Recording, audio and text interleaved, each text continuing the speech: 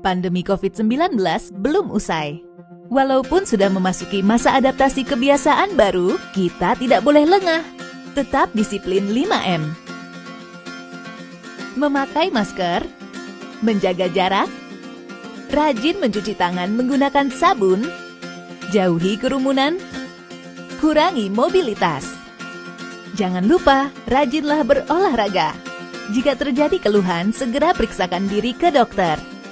Yuk kita solid bergotong royong memutus rantai penularan COVID-19 dengan cara melindungi diri sendiri dan orang lain di sekitar kita.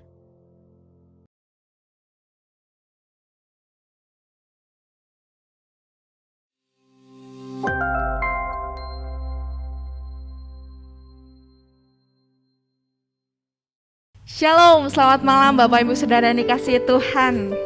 Dimanapun kita berada saat ini, saya akan percaya kalau kita punya satu kerinduan yang sama untuk datang kepada Tuhan, untuk membawa setiap pujian penyembahan kita. Dan saya yakin kita punya kerinduan yang sama pula untuk tetap terus taat dan setia hanya kepada Tuhan. Amin.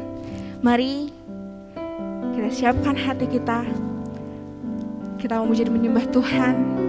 Kita mau angkat pujian ini. Mari sama-sama katakan.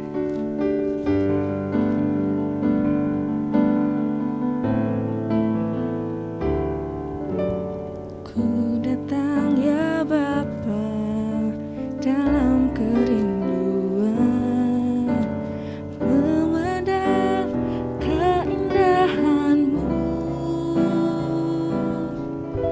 Ku berikan segalanya, semuanya yang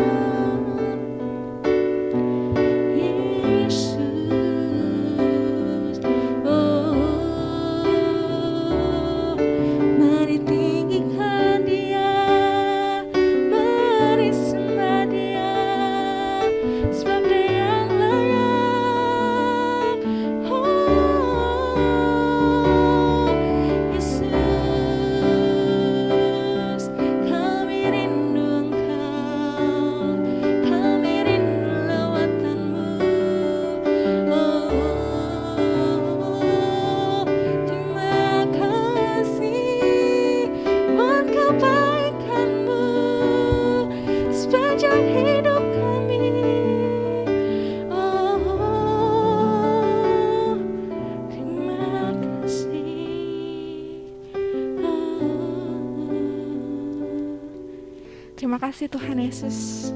Kami bersyukur buat kasih-Mu, buat anugerah-Mu yang sungguh luar biasa limpah dalam kehidupan kami.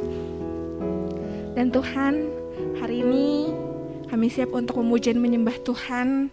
Kami bawa kerinduan kami ke hadapan-Mu untuk bisa memuji dan menyembah Engkau Yesus.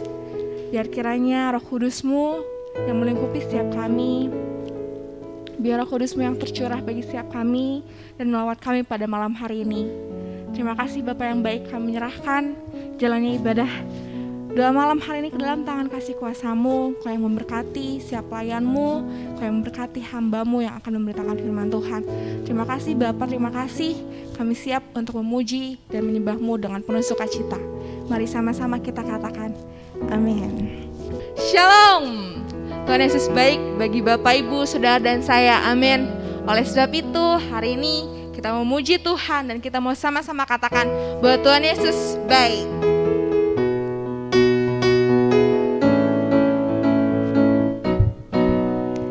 Di hadapan kemegah-Mu ku datang menyembah-Mu, membawa hatiku, membawa hidupku. Ku teringat kasih setiamu di dalam setiap langkahku. Oh sungguh Engkau baik di dalam hidupku. Engkau baik, teramat baik. Engkau baik, teramat baik. Di hadapan kemegah-Mu ku datang menyembah-Mu, membawa hatiku, membawa hidupku.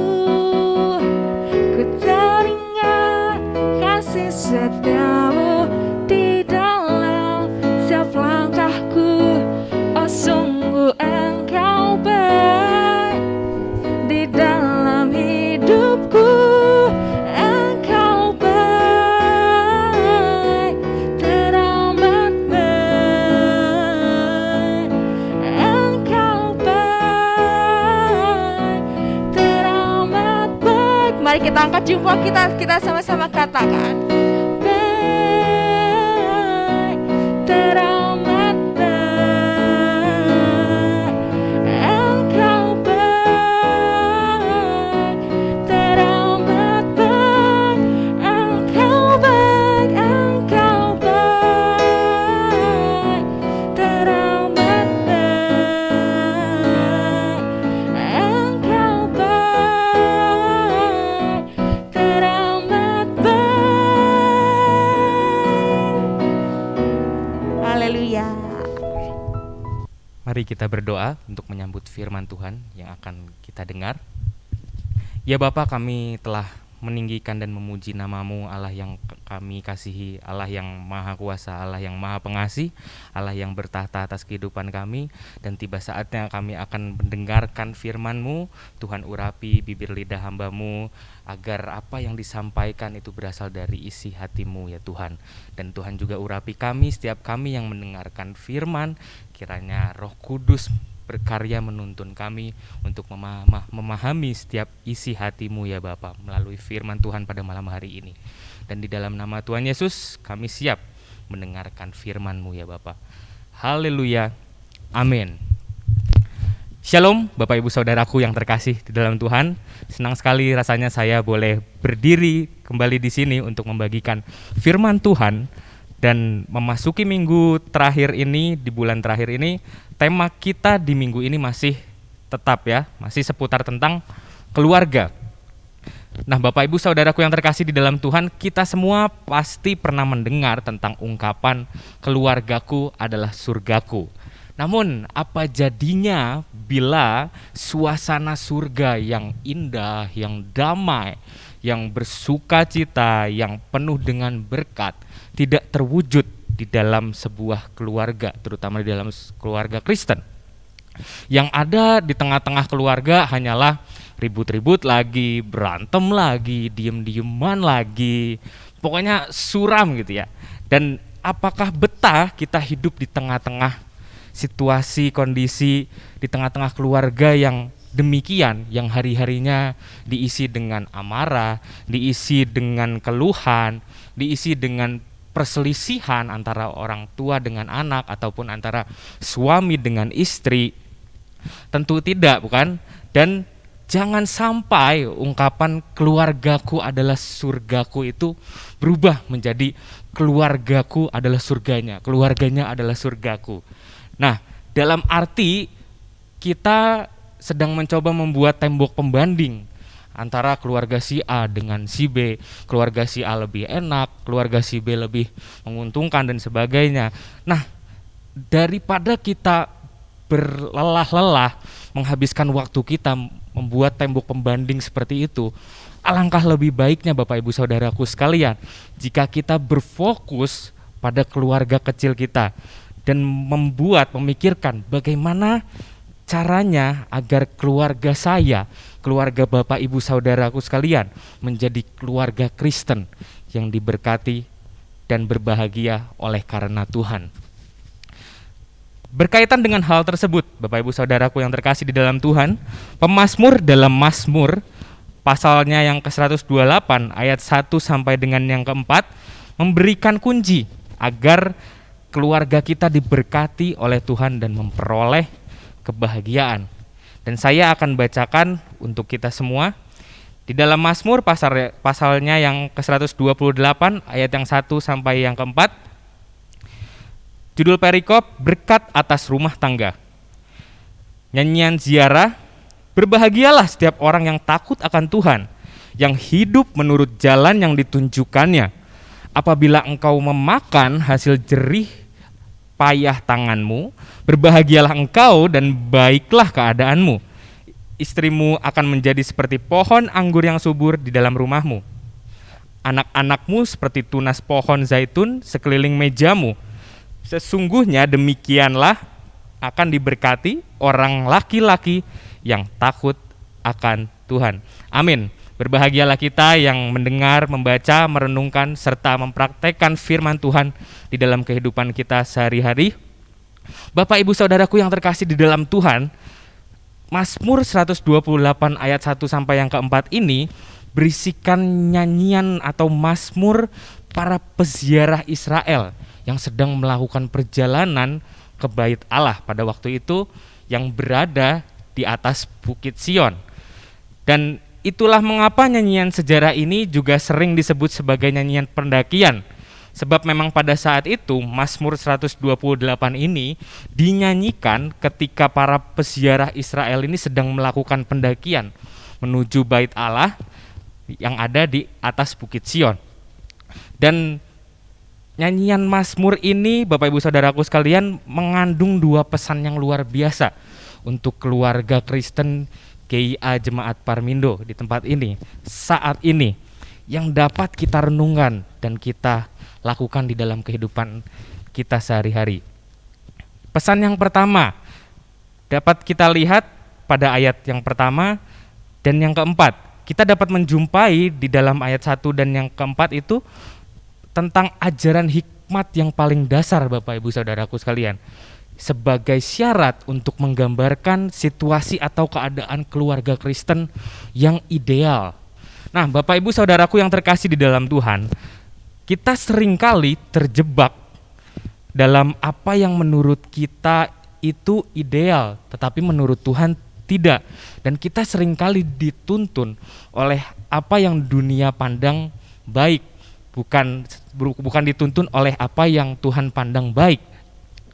Dan sebagai contohnya, keluarga yang ideal menurut dunia adalah keluarga yang memiliki anggota keluarga yang memiliki 3 oke di dalamnya. Keluarga yang memiliki 3 oke di dalamnya, yaitu oke yang pertama adalah pendidikan oke yang kedua adalah gelar atau jabatannya oke, dan yang ketiga adalah materinya juga oke, gitu kan. Nah, namun apakah ketiga oke ini menjamin terciptanya keluarga yang bahagia, terciptanya keluarga yang diberkati oleh Tuhan gitu. Saya katakan bahwa ketiga oke ini tidak sepenuhnya dan tidak selamanya menjamin, Bapak Ibu Saudaraku sekalian, tidak menjamin keluarga kita akan diberkati, keluarga kita akan mengalami kebahagiaan. Mengapa? Sebab kita coba melihat beberapa kasus belakangan gitu ya, beberapa bulan belakangan, di mana kita melihat seseorang yang memiliki jabatan tinggi, ia terjerat dalam kasus korupsi. Kita juga melihat sebuah keluarga yang tersohor dan terkenal serta bergelimang harta, tapi terjerat di dalam kasus narkoba. Dan kita juga sempat mendengar berita juga bahwa ada beberapa anak muda yang berprestasi di industri perfilman, tapi terjerumus di dalam dosa, mohon maaf, pelacuran. Nah, lalu apa yang menjamin kebahagiaan di dalam sebuah keluarga, khususnya keluarga Kristen? Pemazmur mengatakan pada ayat 1 dan yang keempat, berbahagialah setiap orang yang takut akan Tuhan, yang hidup menurut jalan yang ditunjukkannya. Sesungguhnya demikianlah akan diberkati orang laki-laki yang takut akan Tuhan. Firman Tuhan, Bapak Ibu Saudaraku sekalian, melalui pemazmur memberi dua kunci agar keluarga Kristen memperoleh kebahagiaan dan agar diberkati oleh Tuhan, yaitu takut akan Tuhan dan hidup sesuai dengan kehendak Tuhan. Nah, kedua hal tersebut itu bersifat paralel, Bapak Ibu Saudaraku sekalian. Dalam arti ia mengikat, dua hal tersebut mengikat satu sama lain gitu ya, dan tidak dapat dipisah-pisahkan. Orang yang takut akan Tuhan jangan disamakan layaknya orang yang takut dengan binatang buas, orang yang takut dengan hantu, orang yang takut dengan kegelapan, orang yang takut dengan ketinggian, atau orang yang takut dengan fobia-fobia lainnya gitu ya. Bukan seperti itu, melainkan orang yang takut akan Tuhan akan melahirkan rasa takwa, Bapak Ibu, atau dengan kata lain tunduk atau hormat secara kudus terhadap Tuhan, di hadapan Tuhan. Dan orang yang takut akan Tuhan tentunya akan hidup sesuai, seturut, sejalan dengan kehendak Tuhan. Tentunya orang yang hidup sesuai dengan kehendak Tuhan berarti standar hidupnya tentu bukan apa yang aku inginkan lagi, tetapi standar hidupnya menjadi apa yang Tuhan inginkan di dalam hidupku. Dan jika orang sudah mengerti tentang hal tersebut, maka ia semaksimal mungkin akan berusaha mengarahkan hidupnya ke jalannya Tuhan dan menjauhi dosa tentunya. Dalam kedua hal tersebut kita dapat meneladani salah satu tokoh Alkitab ya, bernama Yusuf gitu ya, di mana selain Tuhan membuatnya berhasil, ia pun juga memegang dua prinsip tersebut, takut akan Tuhan dan hidup seturut dengan jalan Tuhan. Dan pada akhirnya Yusuf dan keluarganya pun berbahagia serta diberkati oleh Tuhan. Nah, jadi inilah dua kunci dasar yang harus kita pegang, Bapak Ibu Saudaraku yang terkasih di dalam Tuhan, yang harus kita pegang terlebih dahulu dengan kuat, dengan teguh oleh setiap keluarga Kristen, agar setiap keluarga kita boleh hidup berbahagia dan tentunya diberkati oleh Tuhan. Lalu pesan yang kedua dari pemazmur bagi keluarga Kristen berkaitan dengan hal yang praktis, Bapak Ibu Saudaraku sekalian, guna menciptakan atau guna terciptanya keluarga Kristen yang hidup di dalam damai sejahtera, hidup di dalam keharmonisan, dan juga hidup di dalam kerukunan. Hal praktis tersebut berbicara tentang peran dan tanggung jawab masing-masing anggota keluarga di dalam keluarga tersebut, Bapak Ibu. Dimulai dari suami, kemudian istri, lalu pada akhirnya adalah anak-anak. Dan seringkali tanpa kita sadari, Bapak Ibu Saudaraku sekalian, yang menjadi permasalahan adalah salah satu penyebab rusaknya hubungan atau relasi di antara suami ataupun istri, orang tua dan juga anak adalah ketidakmampuan atau ketidaktahuan mereka tentang posisi mereka, posisi yang Allah tempatkan bagi mereka di dalam keluarga. Dan biasanya faktor yang paling mempengaruhi adalah ego atau kepentingan diri sendiri. Ego membuat mereka lupa jika keluarga yang membentuk adalah Allah sendiri. Sama halnya seperti Allah telah membentuk keluarga Adam dan Hawa. Dan juga ego membuat mereka lupa, menutup mata akan posisi yang sudah ditetapkan Allah bagi mereka di dalam keluarga. Sehingga suasana riuh gitu ya, suasana perselisih paham di dalam keluarga itu sudah tidak bisa dihindari lagi gitu. Contohnya di zaman sekarang kita pasti pernah mendengar ungkapan seperti ini. Anak lebih galak daripada orang tuanya. Nah, terkadang oleh karena informasi yang ia dapat, anak itu dapat, seorang anak seolah-olah jauh lebih tahu daripada orang tuanya, daripada apa yang orang tuanya ketahui. Dan sehingga ketika diberitahu oleh orang tuanya, anak tersebut cenderung tidak terima, bahkan berbalik menggurui orang tuanya. Dan itu salah satu tindakan yang sudah tidak sesuai dengan apa yang Tuhan kehendaki, di mana anak-anak Kristen diminta untuk menghormati orang tuanya. Nah, dan tak heran jika kita melihat fenomena-fenomena yang demikian di dalam keluarga Kristen di zaman sekarang ini.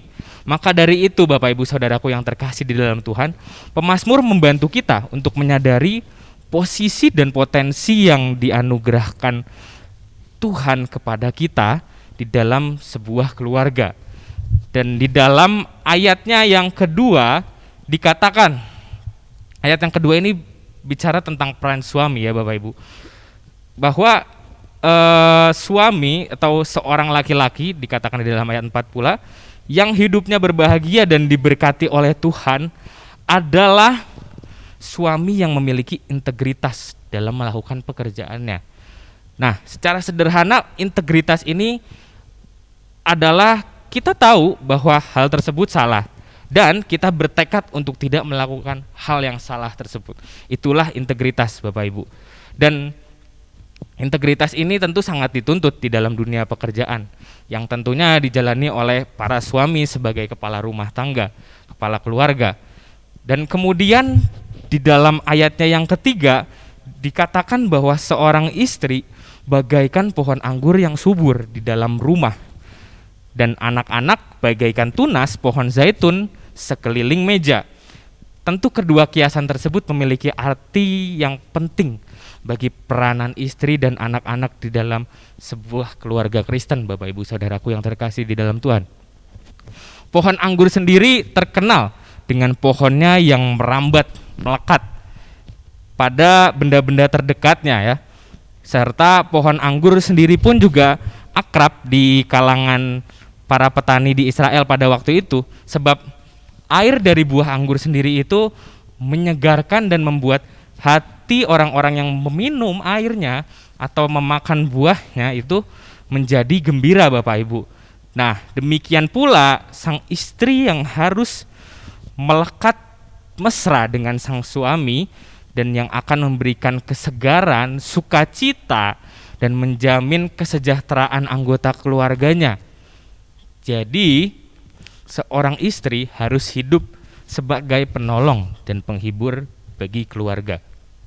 Dan yang terakhir adalah tentang tunas pohon zaitun, Bapak Ibu Saudaraku yang terkasih di dalam Tuhan. Walaupun masih tunas pohon zaitun tersebut berbentuk tegak dan hijau, sehingga mendatangkan sukacita untuk dilihat dan diperhatikan. Dan Bapak Ibu Saudaraku sekalian bisa melihat sendiri di dalam Google gitu ya. Kita searching saja tunas pohon zaitun. Wah, itu menyegarkan banget lah, nge-refresh banget gitu kan. Dan percayalah Bapak Ibu, tunas pohon zaitun itu sedap dipandang dan membuat kita tersenyum simpul. Dan ketika tunas itu tumbuh, ia akan menjadi pohon yang kuat dan kokoh. Dan tunas pohon zaitun ini dikatakan berada di sekeliling mejamu, meja seorang laki-laki, meja keluarga. Dan meja yang dimaksud di sini merupakan meja makan yang tidak hanya difungsikan untuk makan bersama ya Bapak Ibu Saudaraku sekalian, tetapi juga difungsikan untuk membangun kedekatan di antara anggota keluarga. Jadi seorang anak harus dekat dengan orang tuanya, mendatangkan sukacita di hati orang tuanya. Dan kelak jika sudah besar nanti, mereka seorang anak akan menjadi pengganti yang memberi perlindungan kepada orang tuanya. Dan jika hal praktis ini berhasil untuk dijalankan secara terus-menerus di tengah-tengah keluarga kita, Bapak Ibu Saudaraku sekalian, saya yakin dan percaya berkat, sukacita, damai sejahtera yang disediakan Tuhan bagi kita dapat dirasakan oleh seluruh anggota keluarga kita. Jadi pesan firman Tuhan pada malam hari ini sangatlah jelas bahwa setiap anggota keluarga, mulai dari suami, istri, hingga kepada anak-anak, bertanggung jawab untuk menjalankan perannya masing-masing yang sudah dianugerahkan oleh Tuhan kepada kita sebagai keluarga. Dan tentunya juga disertai dengan satu hal penting, satu ajaran hikmat penting, satu dasar yang penting, yaitu takut akan Tuhan. Jadi Bapak Ibu Saudaraku sekalian, jangan ragu untuk mengajak anak-anak kita, istri kita, atau ayah kita gitu, mesbah keluarga di rumah masing-masing. Mengajaknya makan malam bersama, berdiskusi di dalam satu tempat gitu, untuk men-sharingkan satu dengan yang lain, untuk berbagi cerita agar kedekatan boleh dibangun sedemikian rupa sehingga keluarga yang harmonis, damai, berbahagia, dan diberkati oleh Tuhan dapat terwujud di tengah-tengah keluarga kita, orang percaya. Amin. Tuhan Yesus memberkati kita semua. Mari kita berdoa. Hati kami melimpah dengan ucapan syukur ya Bapa, oleh karena firman yang telah mengingatkan kami bagaimana pentingnya kami sebagai keluarga untuk takut akan Tuhan, terlebih kami memahami peran kami masing-masing di tengah-tengah keluarga ya Bapa. Dan kami mau terus belajar untuk hidup seturut dengan kehendak-Mu agar kami boleh menjadi pribadi, boleh menjadi keluarga yang terus berbahagia dan diberkati oleh Tuhan. Dan kami percaya Engkau menuntun kami, Engkau mengurapi kami untuk kami menjadi pelaku-pelaku firman-Mu di dalam kehidupan kami sehari-hari. Dan kami boleh menjadi berkat bagi orang-orang di sekitar kami ya Bapa. Dan di dalam nama Tuhan Yesus kami percaya kuasa-Mu terus bekerja di dalam kehidupan kami. Hanya di dalam nama Tuhan Yesus kami telah berdoa dan mengucap syukur. Haleluya. Amin. Tiba saatnya kita akan memberikan yang terbaik untuk Tuhan. Bapak Ibu Saudara dapat mengumpulkan terlebih dahulu persembahannya dan dimasukkan ke dalam amplop. Nanti akan dibawa pada ibadah onsite. Mari sama-sama kita akan bersatu dalam doa. Terima kasih Tuhan untuk hari ini, untuk kesempatan yang telah Kau berikan kepada kami untuk dapat memuji dan menyembah Tuhan. Dan tiba saatnya kami akan memberi yang terbaik dari apa yang kami miliki. Kiranya Kau memberkati setiap kami dan memberkati supaya dapat menjadi berkat juga untuk gereja-Mu di tempat ini. Terima kasih Bapa yang baik, dalam nama-Mu kami berdoa, kami bersyukur. Haleluya, amin. Saudara-saudara, firman-Nya telah kita dengarkan bersama-sama. Tetapi tugas kita selanjutnya adalah bagaimana dengan kekuatan Roh Kudus kita terus berjuang supaya menjadi pribadi yang takut akan Tuhan di tengah-tengah keluarga kita. Mari kita tundukkan kepala kita. Mari kita berteriak kepada Tuhan. Mari kita mengangkat tangan di hadapan Tuhan. Dan dengan jujur kita mengatakan, kesanggupan itu datang dari pihak Allah. Kesanggupan itu datang dari pertolongan Roh Kudus. Keluarga yang di dalamnya berisi orang-orang yang takut akan Tuhan.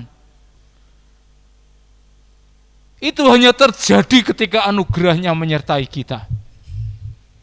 Saudara-saudara, pandanglah Tuhan. Serahkan dirimu Mari kita bangkit dari segala keterpurukan kita, bangkit dari segala kegagalan kita. Sekaranglah saatnya kita membuat komitmen yang baru.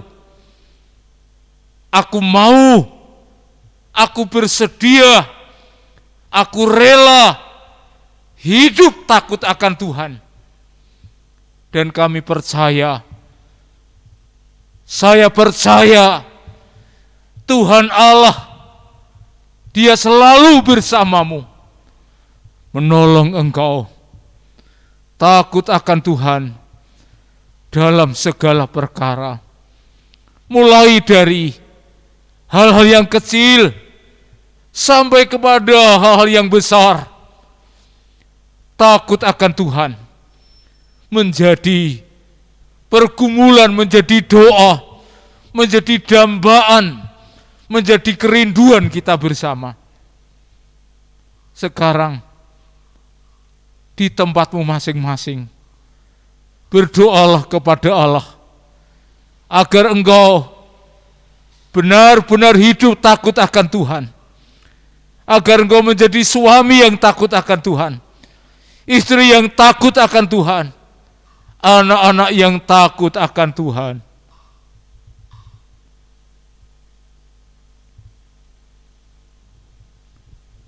Terpujilah Tuhan selama-lamanya. Terpujilah Bapa di surga yang selalu memelihara. Terpujilah Tuhan Yesus Kristus. Terpujilah Allah Roh Kudus yang selalu memampukan kami. Kami betul-betul menyadari siapakah kami, apakah artinya hidup kami ya Tuhan. Tanpa kami takut akan Engkau, sesungguhnya kehidupan kami menjadi sia-sia. Hidup kami menjadi tidak berguna, tidak berarti di hadapan Tuhan. Itulah sebabnya bersama dengan seluruh pendoa kami menghampiri Engkau. Kami datang kepadamu. Bawalah kami Tuhan, pimpinlah kami, tuntunlah kami, berikan kuasa kepada kami, supaya kami mempraktikkan hidup yang takut akan Tuhan. Terima kasih Tuhan, kami tahu ada banyak rintangan, ada banyak hambatan, ada banyak tantangan untuk kami hidup takut akan Tuhan, untuk kami hidup menghargai Allah, untuk kami hidup mengagumi akan Tuhan. Tapi kami percaya kekuatan surgawi, kekuatan supranatural ada di dalam kehidupan kami. Maka di dalam nama Tuhan Yesus Kristus, Engkau sudah memperbarui tekad kami, semboyan kami, komitmen kami, untuk kami hidup akan takut akan Tuhan. Terima kasih Bapa di dalam surga. Terima kasih untuk hamba-Mu Saudara Ivan yang telah menyampaikan firman-Mu.